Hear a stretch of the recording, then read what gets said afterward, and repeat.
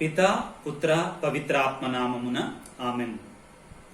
క్రీస్తు ప్రభునందు ప్రియ సహోదరి సహోదరులారా, ఈ ఆదివారపు వాక్య పరిచర్యకి మిమ్మందరినీ కూడా ప్రేమతో ఆహ్వానిస్తున్నాను. దేవుని యొక్క వాక్యాన్ని చదువుకొని ధ్యానం చేసుకుందాం. మత్తయి శుభవార్త 14వ అధ్యాయం 22వ వచనం నుండి 33వ వచనం వరకు. యేసు 5,000 మందికి ఆహారాన్ని పంచిన తరువాత తాను జనసమూహములను పంపివేయులోగా శిష్యులను పడవనెక్కి తనకంటే ముందుగా ఆవలిదరికి చేరవలనని ఆజ్ఞాపించాను. ఆ జనసమూహములను పంపివేసిన పిదప యేసు ప్రార్థించుకున్నటకై ఏకాంతముగా కొండ మీదకి వెళ్ళెను. సాయం సమయం వరకు ఆయన ఏకాంతముగా అచటనే ఉండెను. ఇంతలో గాలి ప్రతికూలముగా వీచుట వలన పడవ అలలో కొట్టుకొని చాలా దూరము పోయెను. వేకువ జామున యేసు నీటిపై నడుచుచు వారి వద్దకు వచ్చెను. అది చూచిన శిష్యులు భయభ్రాంతులై ఇది భూతము అని కేకలు వేసరి. వెంటనే యేసు వారితో, భయపడకుడు, ధైర్యము వహింపుడు, నేనే కదా అని పలికెను. పేతురు అంతటా, ప్రభు, నిజముగా నీవే అయినా నీటి మీద నడిచి నీ యొద్దకు వచ్చుటకు నాకు ఆజ్ఞ ఇమ్ము అనెను. యేసు రమ్మనగానే పేతురు ఆ పడవ దిగి నీటిపై నడచి యేసు వద్దకు వచ్చుచుండెను. కాని ఆ పెనుగాలికి భయపడెను. నీటిలో మునిగిపోవచ్చు, ప్రభూ, నన్ను రక్షించుము అని కేకలు వేయసాగెను. వెంటనే ప్రభువు చేయి చాచి పట్టుకొని, అల్ప విశ్వాసి, నీవేళ సందేహించితివి అనెను. అంతట వారు పడవనెక్కగా గాలి అణిగిపోయెను. పడవలోనున్న శిష్యులు, నిజముగా నీవు దేవుని కుమారుడవు అని పలికి యేసును ఆరాధించరి. ఇది క్రీస్తు ప్రభుని సువిశేషము. క్రీస్తువా మీకు స్తుతి కలుగునుగాక. క్రీస్తునాథుని యందు మిక్కిలి ప్రియులకు సహోదరి సహోదరులారా, ఈనాటి వాక్యములో శిష్యుల యొక్క అవిశ్వాసాన్ని క్రీస్తు ప్రభువు గద్దిస్తున్నారు, బలపరుస్తున్నారు. ఈరోజు మనం చదువుకున్న వాక్యములో ముఖ్యంగా 2 సంఘటనలను మనం చూడాలి. ఒకటి, శిష్యులందరూ కలిసి పడవలో ఆ ప్రతికూలమైన గాలికి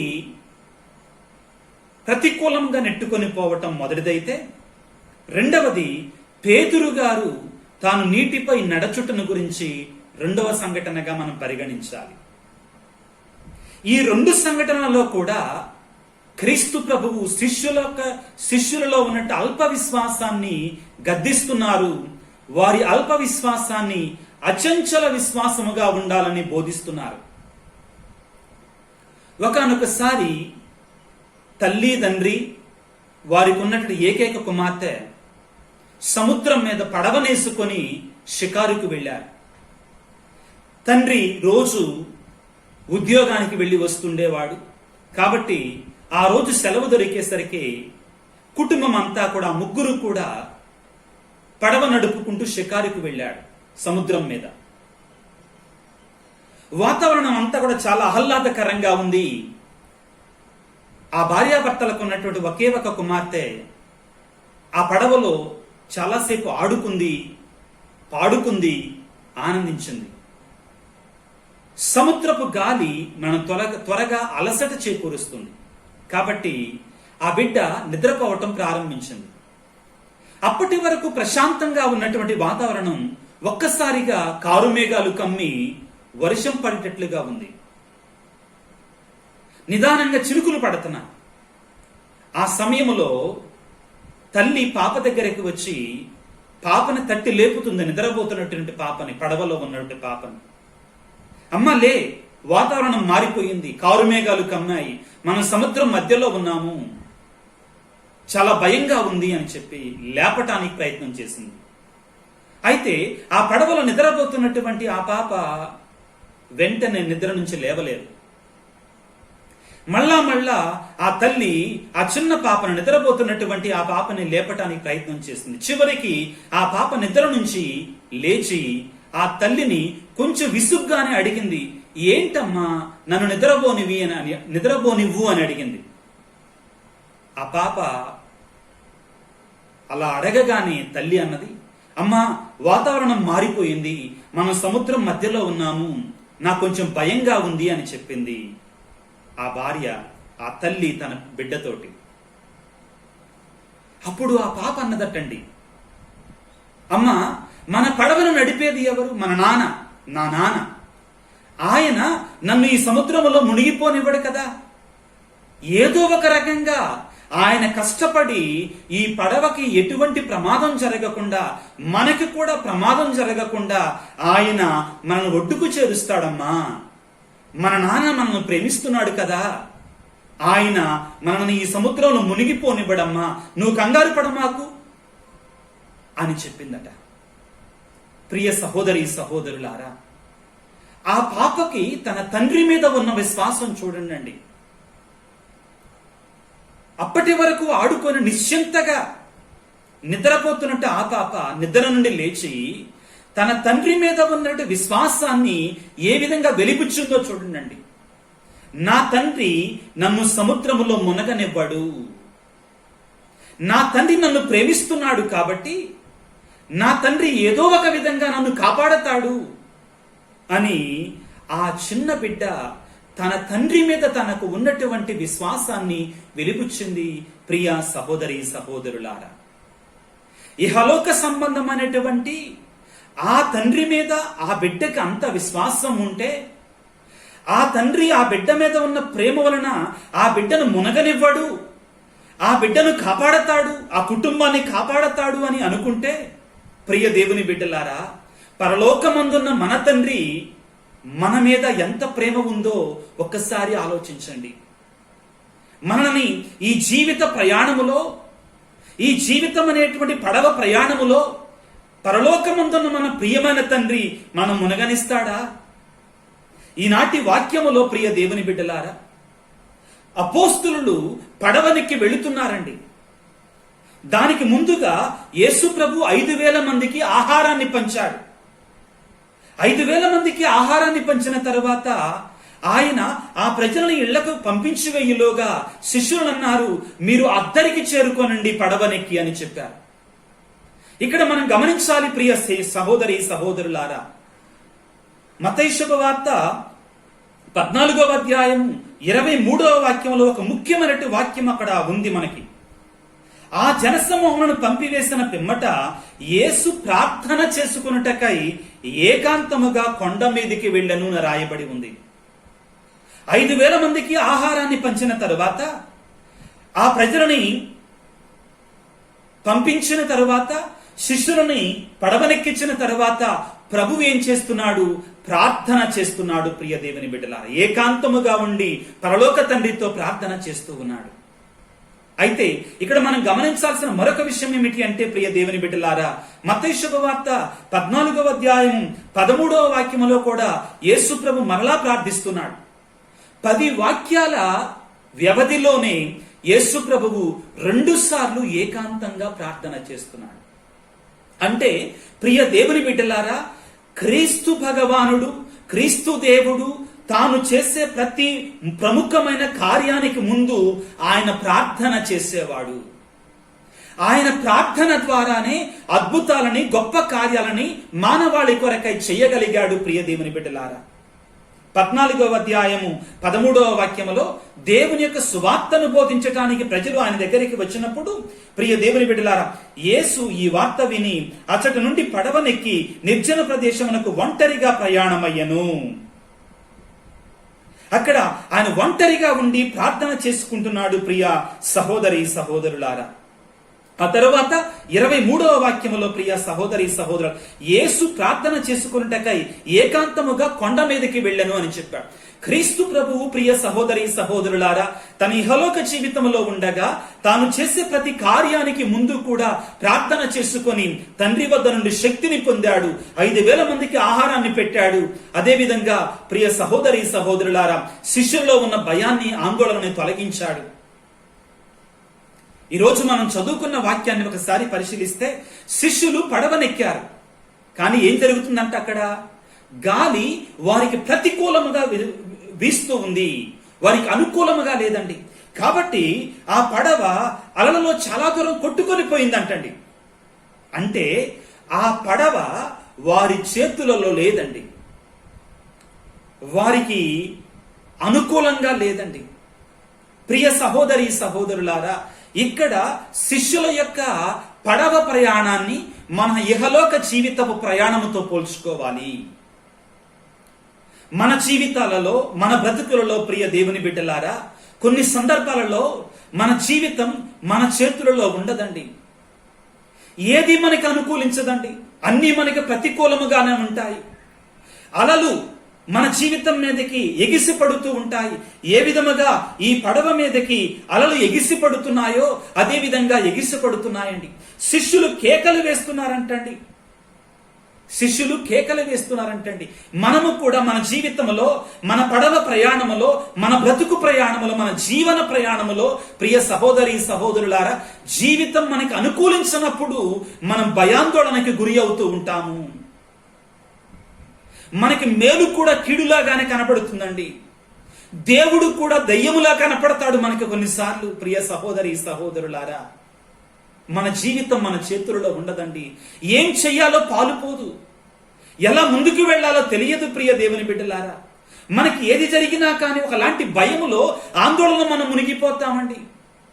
తెలుగులో ఒక సామెత ఉంది ప్రియ దేవుని బిడ్డలారా, భయానికి మించిన దయ్యం లేదు, విశ్వాసానికి మించిన దేవత లేదు అన్నారండి. భయానికి మించిన దెయ్యం లేదు, విశ్వాసానికి మించినటువంటి దేవత లేదు అంటారండి. నిజమేనండి, మానవాళి అంతా కూడా ఒకలాంటి భయాందోళనలో కూరుకొని పోయింది. మరి ముఖ్యంగా ప్రియ సహోదరి సహోదరులారా, ఈ కరోనా సమయంలో మనందరం కూడా ఒకలాంటి ఆందోళనలో, ఒకలాంటి భయాలలో మునిగిపోయి ఉన్నామండి. కానీ ప్రియ సహోదరుడా, ప్రియ సహోదరి, నిన్ను నీవు ప్రశ్నించుకో, నన్ను నేను ప్రశ్నించుకుంటాను. ఏమిటంటే, ఇది నిజంగా మనం భయపడవలసిన అవసరం ఉందా? మనస్తత్వ శాస్త్రజ్ఞులు ఏమంటున్నారంటే, సైకాలజిస్టులు ఏమంటున్నారంటే ప్రియ దేవుని బిడ్డలారా, మనకి వచ్చే భయాలలో 90% అనవసరమైనట్టు భయాలేనంటండి. 90% భయాలు మన జీవితంలో ఇంకెప్పటికీ జరగవంటండి అసలు. కానీ మనం ఊహాజనితంగా ఊహించుకొని నాకు ఇది అయిపోద్దేమో, నాకు అది అయిపోద్దేమో అని మనం ఊహించుకుంటామట ప్రియ దేవుని బిడ్డలారా. ఈ భయములో మనం చేయాల్సిన మంచిని కూడా మనం చేయలేమంటండి. ఈ భయములో మనలో ఉన్నటువంటి విశ్వాసాన్ని మనం కోల్పోతామట ప్రియ సహోదరి సహోదరులారా. ఈ రోజున శిష్యులకు కూడా అదే జరుగుతుందండి. వారు పడవలో ప్రయాణం చేస్తూ ఉండగా అలలు వారి మీదకి ఎగిసి పడుతున్నాయి. వారికి అననుకూలముగా, అనుకూలము లేనటువంటి వాతావరణం తయారు చేయబడింది. ఒకలాంటి ఆందోళనలో ఉన్నారు. పడవ కూడా వారికి ప్రతికూలముగా కొట్టుకొని పోయిందండి. ఆ సమయంలో క్రీస్తు భగవానుడు ప్రార్థన ముగించుకొని తన బిడ్డలని విడిచిపెట్టకుండా వారు ఏ విధంగా ఉన్నారు అని చూడటానికి వస్తున్నాడు. నీటిపై నడుస్తున్నాడు. ప్రియ దేవుని బిడ్డల, ఇక్కడ మనం గమనించాల్సింది ఏమిటి అంటే, ఆయన ప్రకృతికి అధిపతి. మరొక చోట మనం చదువుకుంటామండి, క్రీస్తు ప్రభువు పడవలోనే ఉండి పెను తుఫానును అణచినటువంటి గొప్ప దేవుడిగా మనం చూస్తాం. మన జీవితాలలో కూడా అలలు ఎగిసినప్పుడు, మన జీవన ప్రయాణము మనకి అనుకూలముగా లేనప్పుడు, మన జీవితం భయము, ఆందోళన, శిష్యులు ఏ విధంగా భయాందోళన నిండిపోయారో మనము కూడా ఆందోళనలో ఉన్నప్పుడు ప్రభు మనం చేయి విడవడు బిడ్డ. మనం అనుకుంటాం దేవుడు మనం విడిచిపెట్టాడని. శిష్యుల దగ్గరికి ప్రభు నీటి మీద నడిచి వస్తూ ఉంటే వారిని కాపాడాలని వస్తున్న సమయంలో ఆ ప్రభువును చూచి అపోస్తలులు దెయ్యమనుకున్నారు, భయపడిపోయారు. భూతమనుకున్నారు, భయముతో నిండిపోయారు. దెయ్యం దెయ్యం అని అరిశారు. ప్రియ దేవుని బిడ్డలారా, భయం కారణంగా, ఆందోళన కారణంగా, అవిశ్వాసం కారణంగా మనం దేవుని వద్ద కూడా మనం నిజంగా జీవించలేకపోతున్నామండి. దేవుని కృపను కూడా మనం పొందలేకపోతున్నామండి. దేవుని యొక్క ఆశీర్వాదాలు కూడా మనం పొందలేకపోతున్నామండి. కారణం ఏమిటి అంటే మన అల్ప విశ్వాసమే కారణం. విశ్వాసం లేని జీవితం కారణం. ప్రియ సహోదరి సహోదరులారా, ఇక్కడ శిష్యులు చూశారు, యేసు ప్రభువు 5 రొట్టెలు 2 చేపలతో 5,000 మందికి ఆహారాన్ని పంచాడు. వాళ్ళ కల్లారా చూశారు, వాళ్ళ చేతులతోటే అద్భుతాన్ని ప్రజలకు పంచారు. కానీ ప్రభువు వాళ్ళ దగ్గరికి వస్తుంటే మరలా భయపడిపోతున్నారండి. ప్రియ దేవుని బిడ్డలారా, మనందరి జీవితాలలో కూడా సవాళ్లు వచ్చినప్పుడు, బాధలు వచ్చినప్పుడు, కష్టాలు వచ్చినప్పుడు మనం కూడా భయంతో నిండి ఉన్నాం. అయితే మనకు కావలసింది ఆ కృపామయుడు, ఆ కరుణానిధి, ఆ యేసురాజు యొక్క దయ, ఆయన యొక్క ఆశీర్వాదాలు మనకి కావాలి ప్రియులారా. ఆయన యొక్క ఆదరణ మనకి కావాలి. అదే విధంగా ప్రియ దేవుని బిడ్డలారా, ప్రభువు పలికిన మాట చాలా ముఖ్యమైనటువంటిదండి. ఏమిటి ఇక్కడ? భయపడకుడు, ధైర్యము వహింపుడు, నేనే కదా. ఈ 3 మాటలు చాలా ముఖ్యమైనటువంటివి. యేసురాజు ఈ రోజున నీతో పలుకుతున్నాడు, ప్రియ దేవుని బిడ్డ. బిడ్డ, నువ్వు భయపడకు, ధైర్యము వహింపు, నేనే కదా నీకు తోడుగా ఉంటాను. నీ జీవిత పరిస్థితులు, నీ స్థితిగతులు ఏ విధముగా ఉన్నా కానీ నేను నీకు తోడుగా ఉంటా. భయపడకు, ధైర్యముగా ఉండు బిడ్డ అని మనకు ధైర్యం చెప్తున్నాడండి. పరిశుద్ధ బైబిల్ గ్రంథములో భయపడకుడు అనే పదం అంటండి 365 సార్లు రాయబడిందంటండి. అంటే ప్రతిరోజు కూడా దేవుడు మనతో బిడ్డ నువ్వు భయపడకు అని చెప్తున్నాడండి. ప్రియ దేవుని బిడ్డ, నీ విశ్వాసం ఎలాగా ఉంది? ఆ చిన్న పాప ఆ పడవలో ఉండి నా తండ్రి నన్ను మునగనివ్వడు అని చెప్పింది. పరలోకమందున్న మన ప్రేమ కలిగిన తండ్రి, మన యేసయ్య ఈ జీవితంలో మనం మునగనిస్తాడండి? లేదు ప్రియ దేవుని బిడ్డ. ఆయన నమ్మదగిన దేవుడు, ఆయన ప్రేమామయుడు. ప్రియ సహోదరి సహోదరులారా, ఆ తర్వాత ఏం జరుగుతుంది? పేతురు గారు అంటున్నారు, పేతురు గారిలో ఉన్న స్వభావం ఏంటంటే ప్రియ దేవుని బిడ్డలారా, ఆయన ఏమి దాచుకోడు, వెంటనే అనేస్తాడు తనలో ఉన్నటువంటి ప్రతి విషయాన్ని కూడా. ఏమంటున్నాడు? ప్రభువా, నీవే అయినట్లయితే నన్ను నీటి మీద నడిచి వచ్చుటకు ఆజ్ఞ ఇమ్ము అన్నాడు. ప్రభు అన్నాడు, కమాన్ అన్నాడు. నీటి మీద నడుస్తున్నాడు. సంతోషం, ఆనందం అంతా బాగానే ఉంది. అంతలోకే ప్రియ దేవుని బిడ్డలారా చూడండి, వాక్యం ఏమని చెప్తుంది? ఆ పెనుగాలికి భయపడను, నీటిలో మునిగిపోవచ్చు. ప్రభువా, నన్ను రక్షించుమయ్యా అన్నాడండి పేతురు గారు నీళ్లలో మునిగిపోతూ. ఇక్కడ 3 విషయాలు మనం గమనించాలి ప్రియ దేవుని బిడ్డలారా. మొదటిగా అతడు ప్రభువు వంక చూడాలి కదా. ప్రభు అన్నాడు, నువ్వు నీళ్లలో నడిచి రా అన్నాడు. ఆయన ప్రభువు వంక చూడాలి కదా, మరి పెనుగాలి వంక ఎందుకు చూశాడు? ఇదే ప్రియులారా మనం చేసేటువంటి కార్యం కూడా మన జీవితంలో.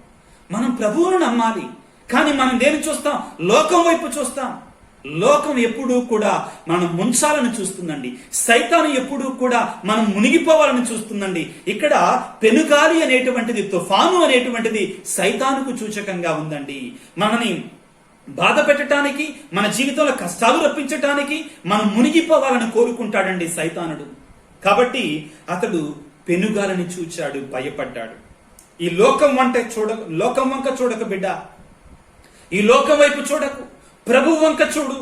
నీ దృష్టిని ప్రభువు మీద మరల్చు, నీ దృష్టిని ప్రభువు మీద నిలుపు. అప్పుడే నీకు శక్తి ఉంటుంది, అప్పుడే నీకు బలం ఉంటుంది. ప్రియులకు దేవుని బిడ్డలారా, నీటిలో మునిగిపోతూ పేతురు చేసిన మంచి కార్యం ఏంటంటే ప్రియ దేవుని బిడ్డలారా, ప్రభువా నన్ను రక్షింపుము అని అడిగాడు. ప్రియ సహోదరుడా, ప్రియ సహోదరి, నీ జీవిత ప్రయాణములో, నీ పడవ ప్రయాణములో, నీ కుటుంబ ప్రయాణములో సమస్యలు అనే తుఫానులు వచ్చినప్పుడు, కష్టాలు అనేటువంటి అలలు చెలరేగినప్పుడు, బాధలు అనేటువంటి అలలు వచ్చినప్పుడు ప్రియ దేవుని బిడ్డ గుర్తుంచుకో, నీ చేతిని యేసయ్యకు అందించి ప్రభువా నన్ను రక్షించయ్యా, ప్రభువా నన్ను కాపాడయ్యా అని నీ చేతిని ఆయన చేతుల్లో ఉంచు బిడ్డ. ఆ యేసయ్య పేతురును ఏ విధముగా తన చేతిని అందించి పైకి లేపాడో నిన్ను కూడా నీ జీవితంలో మునిగిపోకుండా కాపాడతాడు. నిన్ను కూడా నీ జీవితంలో మునిగిపోకుండా ఆశీర్వదిస్తాడు, లేవనెత్తుతాడు, నీ కుటుంబాన్ని దీవిస్తాడు. ప్రియ సహోదరి సహోదరులారా, అయితే ప్రభు ఒక మాట అంటున్నాడు ప్రియ దేవుని బిడ్డలారా, గమనించండి. ఏమంటున్నాడండి? అల్ప విశ్వాసి, నీవేళ సందేహించితివి. మన అల్ప విశ్వాసాన్ని యేసయ్య తట్టి లేపుతున్నాడు. ప్రియ సహోదరుడా, సహోదరి, ఈరోజు ప్రత్యేకంగా ప్రార్థన చేసుకుందాం. యేసయ్య, మాలో ఉన్న అల్ప విశ్వాసాన్ని తీసివేయండి. ఇహలోక జీవితపు అలల సుడిగుండాలలో మేము మునిగిపోతూ ఉండగా, మా ఉద్యోగ రీత్యా, మా పనులలో, మా కుటుంబ సమస్యలలో, మా జీవిత సమస్యలలో, భయాందోళనలలో మేము మునిగిపోతుండగా, యేసయ్యా నన్ను రక్షించయ్యా అని మనం కేక పెడదాం. పేతురు గారి వలె ఆ ప్రభువు మనల్ని విడిచిపెట్టాడు. ప్రియులకు దేవుని బిడ్డలారా, ఆ ప్రభు మనల్ని తప్పనిసరిగా కాచి కాపాడతాడు. ఆయన మనల్ని దీవిస్తాడు, ఆశీర్వదిస్తాడు. ప్రియులకు దేవుని బిడ్డలారా, చివరిగా నీవు నేను కూడా పలకవలసిన మాట ఇది. చిట్ట చివరిగా ఈ మాటను చూద్దాం. ప్రియులారా, పడవలోనున్న శిష్యులు నీవు నిజముగా దేవుని కుమారుడవు అని పలుకుతున్నారు. ఇది అత్యంత ముఖ్యమైనటువంటి మాట ఈనాటి సువిశేషంలో. ఏమిటి అది? ప్రియ దేవుని బిడ్డలారా, మన జీవితాలలో శ్రమలు వచ్చినప్పుడు దేవుడు మనకు తోడుగా ఉంటాడు, మనల్ని లేవనెత్తుతాడు, తన చేయిని అందిస్తాడు. మన చేతిని ఆయన చేతులలో ఉంచుదాం. అయితే మనం మరువకూడనటువంటి విశ్వాస సత్యం ఏమిటి అంటే, ఆయన దేవుని కుమారుడు. ఆయనకి ఈ ప్రకృతి మీద, మన జీవితాల మీద, ఈ ప్రపంచం మీద అధికారం ఉంది. ప్రియులకు దేవుని బిడ్డలారా, కాబట్టి మనం కంగారు పడవలసిన అవసరం లేదు. మన చేతులని ఆయన చేతులలో ఉంచుతాం.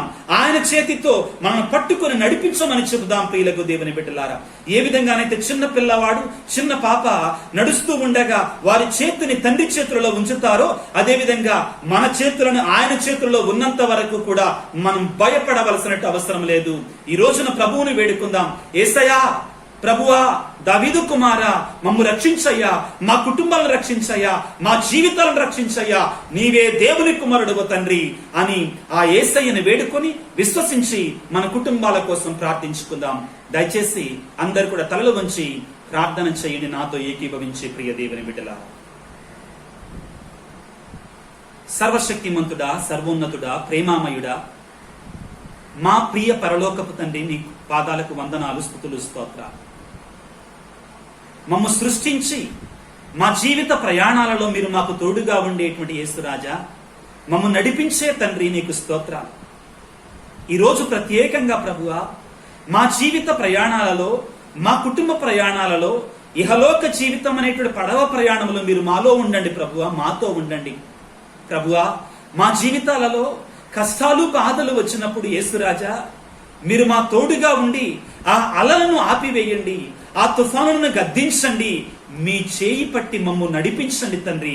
మేము మునిగిపోతూ ఉండగా, ఇహలోక జీవితపు కష్టాలలో, ఇహలోక సంసారిక జీవితంలో మేము కూలిపోతూ ఉండగా, కమిలిపోతూ ఉండగా, మునిగిపోతూ ఉండగా, నీ చేయి పట్టి పేతురును లేపినట్లుగా మమ్ము కూడా పైకి లేపండి తండ్రి. ప్రభువా, యేసురాజా, ఈరోజు ప్రత్యేకంగా ఈ యొక్క ప్రార్థనతో ఏకీభవించి ప్రార్థిస్తున్నటువంటి నీ బిడ్డలందరి కొరకే ప్రార్థిస్తూ ఉన్నాము తండ్రి. కుటుంబాలలో శాంతి సమాధానం అనేటువంటి వారికి మీ శాంతిని, సమాధానాన్ని ప్రసాదించండి ప్రభువా. అదేవిధంగా ప్రభువా, అనారోగ్యంతో బాధపడుతున్న ప్రతి బిడ్డకు ప్రభువా, నీ గాయపడిన హస్తముతో వారిని తాకి ప్రభువా పరిపూర్ణమైన స్వస్థతను ప్రసాదించండి.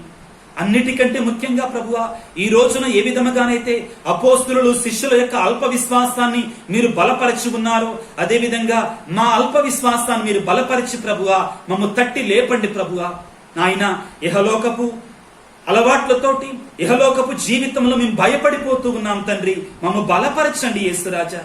అదేవిధంగా ఈ ప్రార్థనలో పాల్గొంటున్నటువంటి బిడ్డలలో ఎటువంటి సమస్యలు, ఎటువంటి బాధలు, ఇహలోక సంబంధమైన, పరలోక సంబంధమైనటువంటి కష్టాలు ఉన్నప్పటికీ యేసురాజా వారందరినీ కూడా నీ చేయిని చాచి వారి చేతిని పట్టుకొని పైకి లేపండి ప్రభువా. వారు ఇహలోకపు సంసారిక జీవితంలో సముద్రములో మునిగిపోతున్నా కానీ వారిని పైకి లేపి ప్రభువా వారి కుటుంబాలని, వారి బిడ్డలని, వారికి ఉన్న సమస్తాన్ని కూడా మీరు పైకి లేపమని, బలపరచమని, దీవించమని, ఆశీర్వదించమని మా ప్రభు అయిన క్రీస్తు ద్వారా వేడుకొనుచున్నాము తండ్రి. ఆమెన్. ప్రభువు మీతో ఉందురుగాక, మీ ఆత్మతో ఉందురుగాక. సర్వశక్తి గల సర్వేశ్వరుడు పిత, పుత్ర, పవిత్రాత్మ మిమ్ము మీ కుటుంబాలని చల్లగా దీవించి ఆశీర్వదించి కాపాడుదురుగాక. ప్రియ దేవుని బిడ్డలారా, చిన్న మనవి, ఈ వాక్యం మీకు ఆశీర్వాదకరముగా, దీవెనకరంగా ఉంది అనిపిస్తే ఈ వాక్యాన్ని ఇతరులతోటి పంచుకోనండి. ఈ వాక్యం మీకు మరలా కావాలి అనుకుంటే ప్రియ దేవుని బిడ్డలారా, సబ్స్క్రైబ్ బటన్ నొక్కి బెల్ ఐకాన్ను కూడా ప్రెస్ చేయటానికి ప్రయత్నం చేయండి. దేవుడు మిమ్ము మీ కుటుంబాలను దీవించును గాక. God bless you.